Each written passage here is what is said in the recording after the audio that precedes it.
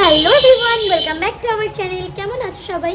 আর আমরা তো ভীষণ ভালো আছি, দেখতেই পাচ্ছ আমাদের মুখগুলো দেখে। গরমে একদম নাজেহাল অবস্থা। আর এই গরমের মধ্যে আমরা এখন কোথায় যেতে চলেছি সেটাই তোমাদের সাথে এখন শেয়ার করব। তোমরা হয়তো ভাবছো আমরা কেমন পাগল যে এই গরমে বেবিকে নিয়ে কোথায় বেরোচ্ছি, কিন্তু বিশ্বাস করো একদমই অপারক বলতে গেলে চলে, না গেলেই নয়। তো কোথায় যাব তোমরা অবশ্যই জানতে পারবে। আমার মামার মুখের অবস্থা দেখছো, কারণ একটু আগে ওকে কলা খাইয়েছি আর এবার ওকে স্নান করাবো। তো এখন হচ্ছে দুপুর বেজে গেছে 12:30, আর আমরা হচ্ছে এখন রেডি ফেডি হবো, বিকেল নাগাদ বেরোবো। তো তাই তোমাদের সাথে একটু ইন্ট্রোটা শেয়ার করে নিলাম। তো তোমরা দেখতে থাকো অ্যান্ড সঙ্গে থাকো কোথায় যাই। আর তারপর তো বলবোই সবটা, তাই না মাম্মা? একটু হাই করে দাও তো সবাইকে। হাই করো করো করো করো করো হাই। তো যাই হোক গাইস, দেখতে থাকো স্কিপ না করে।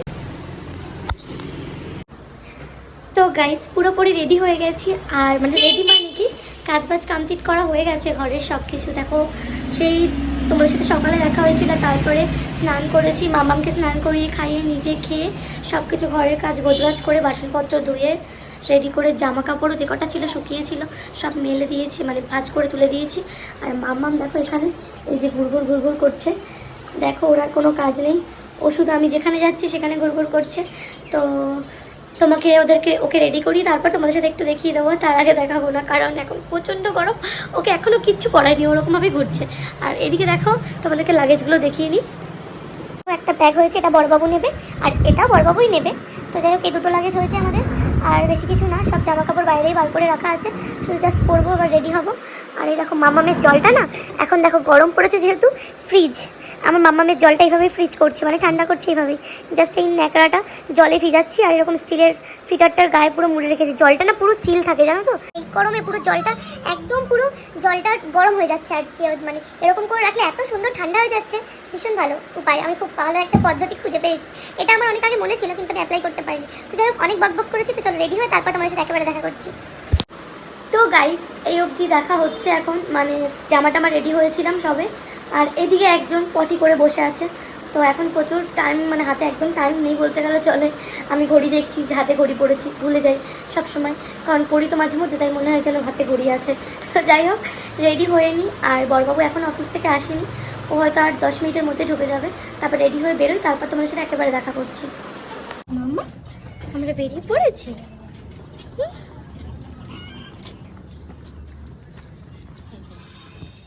তোমরাই বলো আমাদের এই কুলি মশাইকে কেমন লাগছে?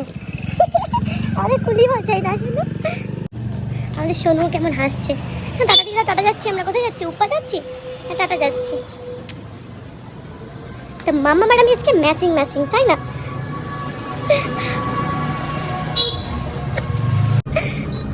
মাম্মা মাম্মা টাটা।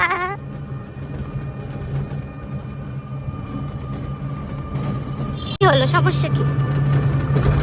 Anything problem? আমি ওখানে বসবো? আমি এখানে ঠিক আছি মাম্মা। নাক তো ছেলে দিয়েছো দেখছি।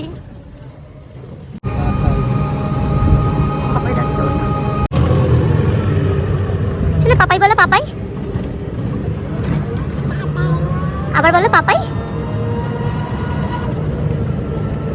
পাপাই পাপাই হাসি দিও, হাসি দিও, পাপাই পাপাই পাপাই। পাপাই। তো দেখো তারপরে স্টেশনেই চলে এলাম, আর স্টেশনে এসে আমরা বসেছিলাম, আর আমার বড়বাবু হচ্ছে ট্রেন টাইম দেখে বলল যে আমরা যেভাবে যাই প্রতিবারে সেরকমভাবে গেলে প্রায় ঘন্টাখানেক মতো ওয়েট করতে হবে। তো তাই বসে বসে ভাবনা চিন্তা করছিল কোনভাবে কিভাবে গেলে হয়। আর আমরা যেখানে থাকি এটা হচ্ছে হুগলি ডিস্ট্রিক্ট, আর এটা হচ্ছে বর্ধমান থেকে 1 ঘন্টা আগে গুড়াপ স্টেশন, তোমরা হয়তো জানো জৌগ্রামের আগে স্টপিস, আর এদিকে হচ্ছে হাজিগড়ের পরে স্টপিস। তো বলেই দিলাম, আর তারপরে এরকম বকবক করতে করতে ট্রেন তো এসেই গেল, উঠে পড়লাম। তো বড়বাবু যা বসার সিট পায়নি বলে ওখানে দাঁড়িয়ে আছে ব্যাগটার সাথে, আর মামার আমি এদিকে বসে পড়েছিলাম। তো ও বললো আজকে একটু নতুনভাবে যাওয়া যাক, তোমাকে এই রাস্তাটা নতুনভাবে শিখিয়ে দিই। তো এই রাস্তাটা একটু হাঁটাটা বেশি ছিল, মামামকে এই লাগেজ নিয়ে কী করে যাব সেটাই চিন্তা ভাবনা তো তাহলেও ওখান থেকে বাস ধরে সঙ্গে সঙ্গে সব কিছু পেয়ে গেছিলাম বলে চলে এসেছি। আর দেখো এসে পরে এখানে হচ্ছে দক্ষিণেশ্বর চলে এসেছিলাম বাসে করে। তারপর হচ্ছে এখানে মেট্রো টাইম মতো পেয়ে যাব বলে আশা করেছিলাম। তো এখানে টিকিটের লাইন পড়েছিল, তো ও খুব সুন্দর করে টিকিটটা কেটে নিল। আর মামি এর মধ্যে বাসে উঠেছিল, বাসে উঠেই না ঘুমিয়ে পড়েছিল। আসলে ও বিকেলবেলার টাইমটা যেটু ঘুমায় সেই ঘুমটাই ওর হয়নি, তো বাইরে একটু গাড়িতে উঠলেই হাওয়া পেলেই ঘুমিয়ে পড়ে। তো তারপরে দেখো এখানে আমাদের ট্রেন টাইম হয়ে গেছে, আর এখানে আমরা ট্রেনের জন্য ওয়েট করছিলাম। আর এই দেখো আমাদের মেট্রো চলেই এসেছে, তো সেটা তোমাদের সাথে একটু শেয়ার করে। তো অনেক দিন পরই মেট্রোটা চড়া হয়, তো বেশ ভালোই লাগছে। আর মামামকে নিয়ে এসিতে উঠবো এটা ভেবেও একটু টেনশন হচ্ছিল, কারণ ঠান্ডা গরম করলে একটা শরীরের খারাপ হতে পারে। তো সেটা না ভেবে উঠে পড়লাম, কি আর করব। কিন্তু ও ঘুমিয়েই যাচ্ছিলো দিব্যি। তো আর পাপা বলছিল ওকে আর ডিস্টার্ব করতে নাও, ঘুমাক। আর ভীষণ ঠান্ডা লাগছিল, কারণ একদম গরম থেকে হঠাৎ করে ঠান্ডার মধ্যে এলে ঠান্ডা তো লাগবেই। আর দেখো আমরা চলে এসেছিলাম আমাদের বাড়িতে, মানে আমার শ্বশুর বাড়িতে। তোমাদের সাথে এখন বলে দিচ্ছি, কারণ আমাদের হচ্ছে বছরে বাৎসরিক অনুষ্ঠান, যেটা বছরে প্রতি বছর হয় এই বৈশাখ মাসের 5 তারিখে। তোমরা নিশ্চয়ই যারা যারা আমার ভিডিও দেখো এর আগেও দেখেছো, মামাম যখন ছোট ছিল, একদম সদ্য হয়েছিল 2 মাস মতো, তখন এই কীর্তনটা একবার হয়েছিল। মানে এটা হচ্ছে মামামের 2nd বছর। তো যাই হোক চলে এসেছিলাম, তারপর অনেকটা রাত হয়ে গেছিলো, প্রায় 11টা। তারপর খাওয়া দাওয়া করে কীর্তনের দিকে যাচ্ছিলাম। আর দেখো এসেই তো শাড়ি পরে নিয়েছি নতুন বউয়ের মতো সাজগোজ, কারণ শাড়ি খুব একটা পরি না, তাই শাড়ি পরলে যেন বউ ফিল হয়ে যায়। এমনিতেই যেন শাড়ি পরলে খুব একটা অন্যরকম ফিল হয়ে যায়। তো তারপরে কীর্তনের এখানে এসেছিলাম, আর সব গোছাচ্ছে, কারণ আরতি হবে একদম রাতের যে শুরুর কীর্তনটা হবে, এর আগে লীলা কীর্তন হয়ে গেছে। আর এদিকে এই যে আমার শাশুড়ি বসে আছে, আর পাশে না এই যে আমার একটা মাসি শাশুড়ি বসে আছে, সে আবার আমার শাশুড়িকে ডেকে বলছিল এইটা কে হয় তোমার।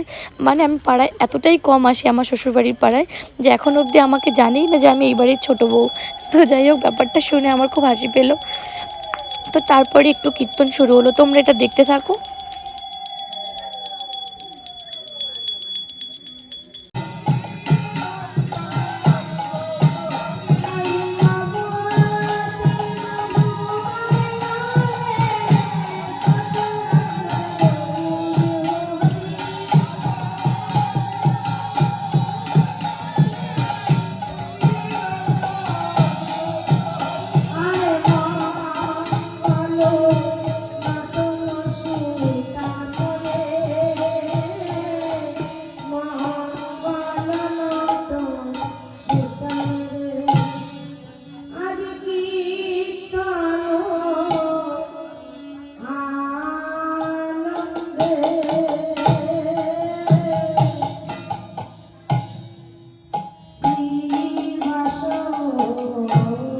তো আজকে তো সবে শুরুটা দেখালাম, এরপরে আরও অনেক কিছু আছে। ভিডিওটা আপলোড করতে একটু লেট হচ্ছে, কারণ আমি বাপের বাড়িতে এসেছি, আর এখানে নেটওয়ার্কের প্রচুর প্রবলেম।